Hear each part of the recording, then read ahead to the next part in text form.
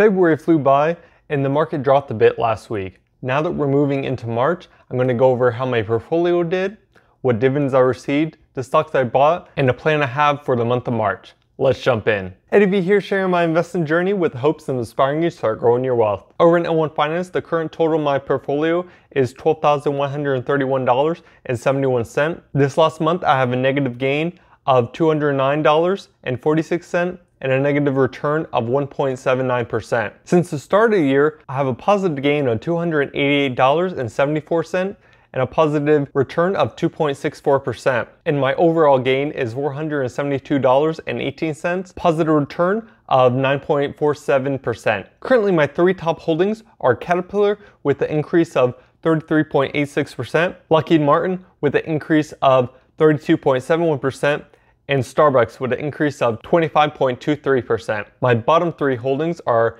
3M, which fell about 29%, Medical Property Trust, which has fallen about 14%, and Verizon, which has fallen about 13.5%. On February 1st, I received two different dividends, the first one being from AT&T, ticker symbol T. And since the beginning of the year, AT&T has grown 2.5%, bringing it to a current share price of $19.24. They are currently trading around their midpoint of their 52-week range, and they have a nice dividend yield of 5.77%, which will give you $1.11 annually. I have just about 5 shares of AT&T, and they paid me $1.46. Another dividend I received on February 1st was from my other communication stock in my portfolio, which is Verizon, ticker symbol VZ.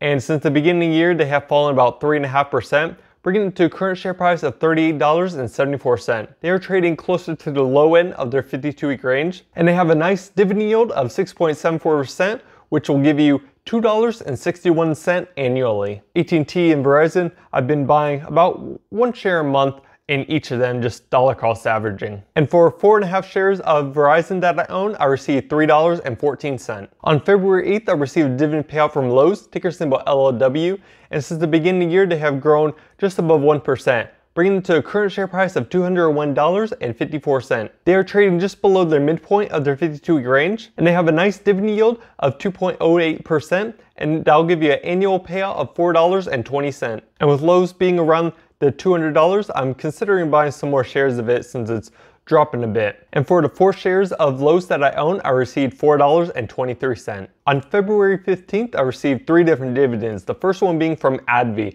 ticker symbol ABBV. And AbbVie, since the beginning of the year, has fallen about 6%, bringing it to a current share price of $152.71. So just like Lowe's, they are right below their midpoint of their 52-week range, and they have a pretty nice dividend of 3.88%, which will give you an annual payout of $5.92. And for me personally, since the share price of AbbVie has fallen, last year I really haven't been investing too much in AbbVie, but now I'm considering to start buying some more again since the share price has fallen. Now for the 1 share of AbbVie that I own, I received $1.51. Now the next 2 dividends I received on February 15th are from my monthly REITs, the first one being from Realty Income, ticker symbol O. And from the start of the year, Realty Income has grown almost 2%, bringing it to a current share price of $64.98. Realty Income is trading around their midpoint of their 52-week range. Realty Income has a nice dividend yield of 4.07%, and I'll give you an annual payout of $3.05. For the 3.8 shares of Realty Income that I own, I received 95 cents. And for my second monthly REIT, I received a dividend from Stag, ticker symbol STAG. And since the start of the year, they have grown about 5.5%, bringing them to a current share price of $34.11. So Stag is trading right below their midpoint of their 52-week range, and they have a nice dividend of 4.31%, and they'll give you an annual payout of $1.47. For the 16.5 shares of Stag that I own, I received $2. The second to last dividend I received on February 17th was from Caterpillar, ticker symbol CAT. And since the beginning of the year, Caterpillar has fallen about 1%, bringing it to a current share price of $236.17. They're moving close to their 52-week high of $266. Caterpillar has a dividend yield of 2.03%, which will give you an annual payout of $4.80. I have just above 1 share of Caterpillar, and I received $1.45. The last dividend I received was on February 24th from Starbucks, ticker symbol SBOX. And since the beginning of the year, Caterpillar has grown about 0.75%, which will bring it to a share price of $101.60. Now, similar to Caterpillar, Starbucks is getting close to their 52-week high, which was $110, and they have a decent dividend of 2.09%, which will give you an annual payout of $2.12. I have close to 9 shares of Starbucks in my portfolio, and that paid me $4.70. So tallying up all the dividends I received in February came to a total of $19.44. So far, my yearly total is $40.88. Moving on to the stocks that I purchased throughout the month of February. The first one being from Johnson & Johnson, ticker symbol J&J. Johnson & Johnson's share price dropped a bit, so I wanted to dollar cost average, and I spent about $400 and got 2.5 shares of Johnson & Johnson.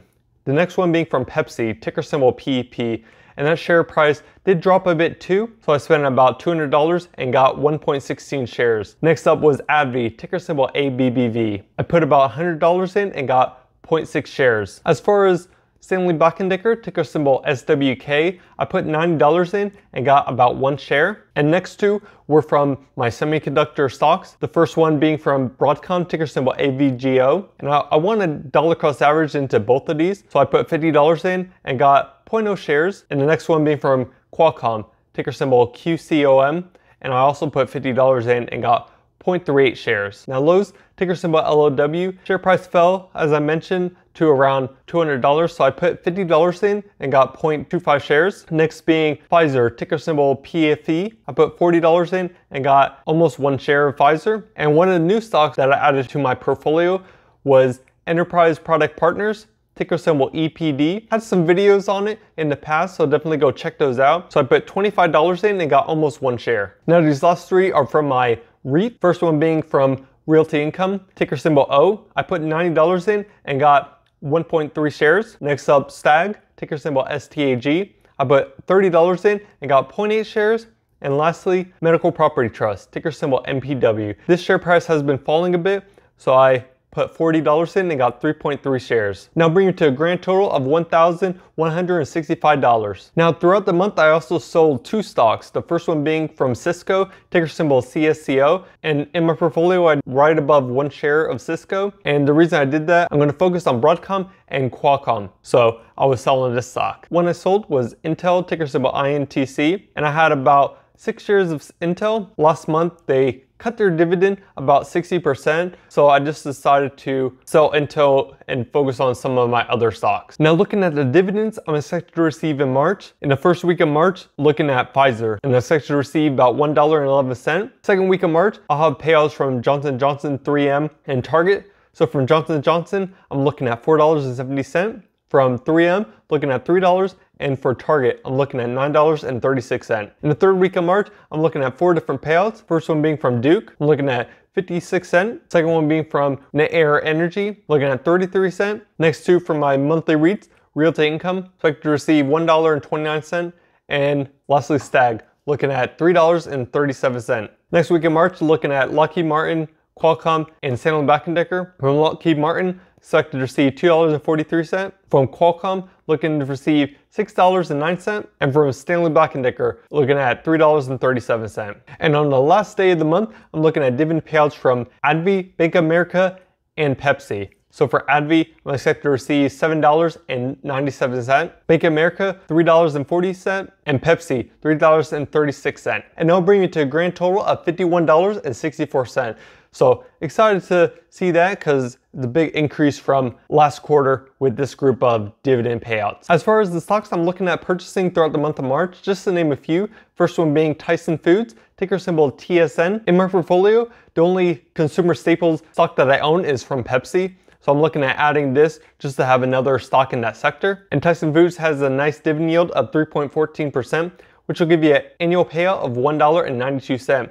Now, since the beginning of the year, Tyson has fallen about 4%, so it's keeping around that $60 range. So I think it's a good time to buy since it is really close to its 52-week low. Next stock I'm looking at is from Enterprise Product Partners, ticker symbol EPD. Since the beginning of the year, Enterprise has grown about 7%, and it's been staying around that $25 range. This is an energy sector, and I don't have any of these in my portfolio. And with it being a nice high dividend, around 7.5%, thought it was a good time to add it to my portfolio. So far I have 1 share and I'm considering adding some more next month and moving forward. Now as for Lowe's, it's trading around that $200 range. So I'm going to keep an eye on it because my average share price is around $200, so I may be dollar cost averaging in if the share price does drop a bit more. So I'm keeping my eye out on lows. And I'm also going to be considering adding more to Johnson & Johnson. It has fallen about 7% within the last month, so it's underneath that $160, which is around my average share price right now. So definitely going to be picking up some of the shares of that and dollar cost average down. Let me know down in the comments what dividends you received throughout the month of February and what do you have your eye on in this upcoming month. If you enjoyed the content, let me know by smashing the like button, and I'll catch you in the next video. Have a blessed day. Peace.